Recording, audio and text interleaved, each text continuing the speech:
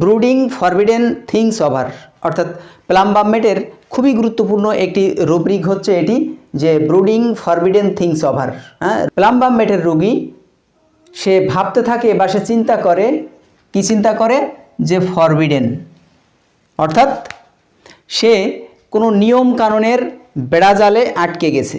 অর্থাৎ কোনো এরকম শ্রেণীর কোনো ডিজিজ যদি কারো হয়ে থাকে, যে কোনো রোগী হতে পারে, সে উচ্চ রক্তচাপের রোগী, হতে পারে সে কিডনি ডিজিজের রোগী, হতে পারে সে ডায়াবেটিসের রোগী, তো সেক্ষেত্রে তার কিন্তু একটা নিয়ম কানুনের মধ্যে রাখা হয় যে আপনি এটা করতে পারবেন, এটা পারবেন না।